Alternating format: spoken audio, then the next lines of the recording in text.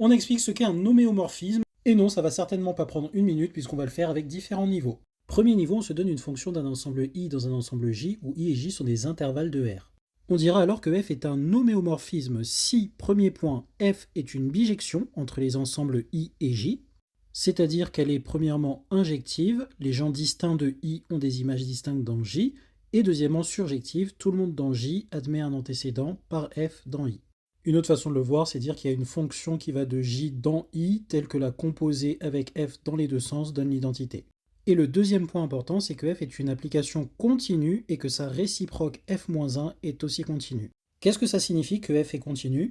Ça signifie que pour tout a dans I, la limite de f de x, quand x tend vers a, est égale à f de a. Autrement dit, je peux intervertir la limite et la fonction. Je fais f de la limite de x qui est a, donc f de a. Et même chose pour la réciproque f-1.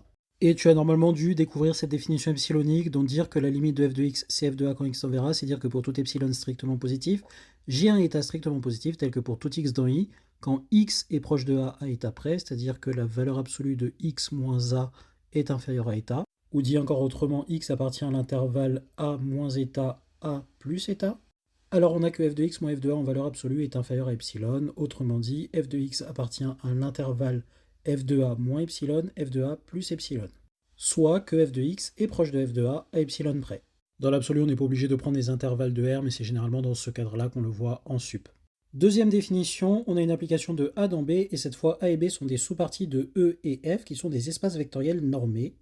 On va dire de même que f est un homéomorphisme de A sur B si f est bijective et les deux fonctions f et f-1 sont continues relativement aux normes de E et de F. Ce qui se retraduit en définition epsilonique comme ceci, donc c'est vraiment quasiment la même définition, sauf que j'ai remplacé les valeurs absolues par des normes. Ici, donc, x est proche de A à état près, mais au sens de la norme E, puisqu'on est au départ pour x et A, et ça implique que f de x est proche de f de A à epsilon près, mais au sens de la norme que j'ai mise sur f. Autrement dit, la limite de f de x quand x tend vers A au sens de la norme E, c'est égal à f de A, au sens de la norme f, puisque oui, en fait, c'est une notion de convergence. Maintenant, ça va dépendre des normes que l'on met sur nos espaces vectoriels normés. Notez que ceci est valide quelles que soient les dimensions des espaces vectoriels normés E et F. Dans le cas très particulier où A est égal à E et B est égal à F, et en plus F est une application linéaire, alors cet héomorphisme s'appelle un isomorphisme d'espace de Banach, puisque on est aussi un morphisme selon la structure d'espace vectoriel. Et ça nous dit intuitivement que les espaces vectoriels normés E avec cette norme et F avec cette norme se comportent topologiquement et algébriquement de la même manière. Définition de L3, la même définition mais dans le cadre des espaces métriques. Donc f sera bijective, f et sa réciproque f-1 sont toutes les deux continues, mais selon les métriques que j'ai mis sur les espaces métriques A et B.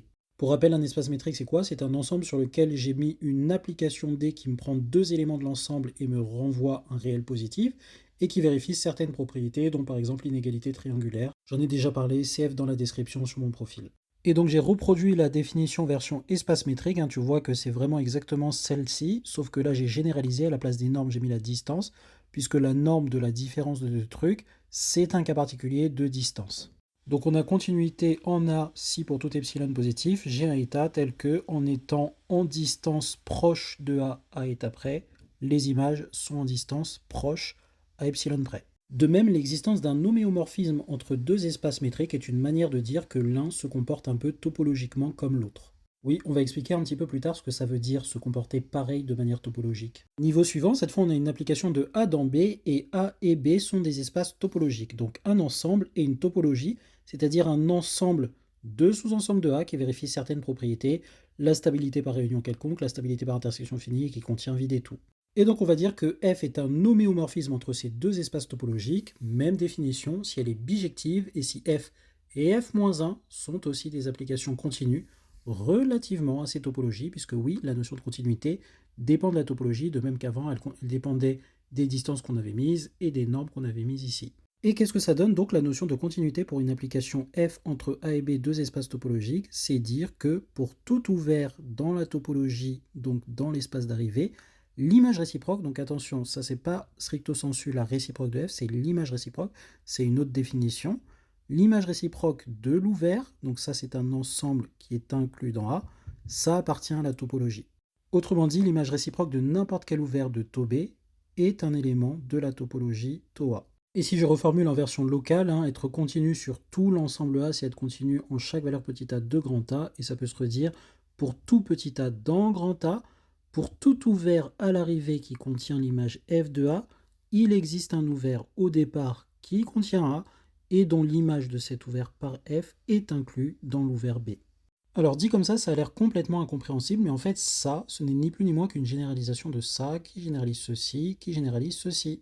Par exemple, dans cette définition-là, on est en train de dire que pour tout A, pour tout epsilon, pour tout A, pour tout ouvert qui contient l'image, donc pour tout epsilon strictement positif, soit pour toute boule de centre f de A et de rayon epsilon, il va exister un ouvert qui contient A tel que l'image de l'ouvert est inclus dans l'ouvert d'arrivée. Il va exister un état tel que A est dans la boule de centre A et de rayon état, et l'image de n'importe qui est dans cette boule-là est dans la boule de centre f de A et de rayon epsilon, puisque être dans cette boule-là, ça veut dire que ma distance est inférieure à état, et ça implique que la distance de f de x à f de A est inférieure à epsilon, autrement dit que f de x est dans la boule de centre f de A et de rayon epsilon. Et on peut montrer que ceci, si c'est vrai pour les boules avec des rayons epsilon pour tout epsilon strictement positif, c'est en fait vrai pour tous les ouverts. Donc de ça, on en déduit la caractérisation générale ici, qui elle peut s'appliquer dans des espaces topologiques généraux qui ne sont pas forcément des espaces métriques. Et même chose ici pour des boules mais avec des normes, et là des boules avec des valeurs absolues dans les réels. Ok, mais pourquoi est-ce qu'on dit qu'un homéomorphisme, ça préserve les propriétés topologiques d'un ensemble? Eh bien en fait, déjà une petite précision sur ce qu'on entend par propriété topologique, ça va être une certaine propriété qui ne s'exprime qu'avec des ouverts et des fermés, et donc des ensembles de mes espaces topologiques en question et des unions intersections. Éventuellement des quantificateurs dans le lot. Exemple, définition topologique d'un compact, parce que oui, c'est une définition topologique, pour tout ouvert dans la topologie indexé par une certaine famille grand I telle que A est inclus dans la réunion des OI, il existe une sous-famille finie de I telle que A est inclus dans la réunion donc finie de ces ouverts-là. En général, on dit quasi-compact parce qu'il y a une propriété supplémentaire à vérifier pour être compact. Eh bien en fait, on peut vérifier qu'un homéomorphisme transforme exactement les ouverts de la topologie d'ici en les ouverts de la topologie de B. C'est dû au fait qu'on est bijective et que f et f-1 respectent la condition d'image réciproque, qui est ici, pour tous les ouverts de la topologie. Je te laisse montrer en commentaire que ça implique bien que toutes les images d'ouverts de A sont exactement les ouverts de B et il n'y a pas d'autres ouverts de B.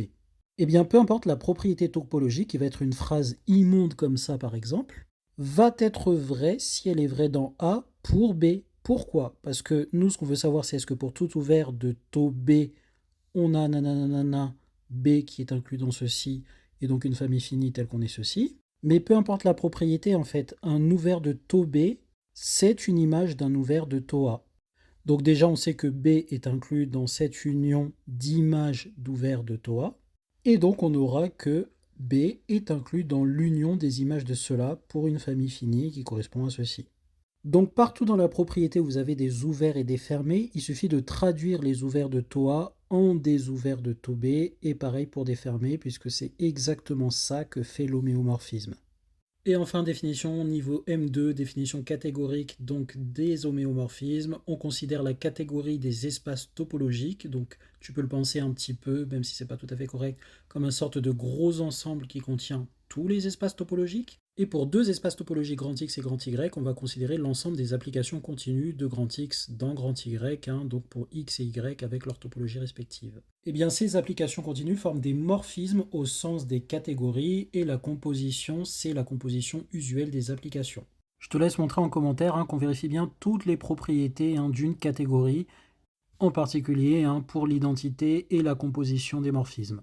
Et donc si on se donne un morphisme au sens des catégories de grand X dans grand Y, deux espaces topologiques, on va dire que ce morphisme est un isomorphisme s'il existe un morphisme qui l'inverse pour la composition. Donc composé avec f d'un côté et de l'autre, ça me donne respectivement les identités de x et de grand Y, et vu que les morphismes, ce sont les applications continues, l'existence d'un morphisme, c'est l'existence d'une réciproque continue. Notez bien ici que l'inversibilité fait automatiquement que la réciproque est un objet ici qui est du coup un morphisme et donc une application continue. Voilà, n'hésite pas à poser tes questions en commentaire et à revenir sur les points que j'ai demandé de démontrer. Plus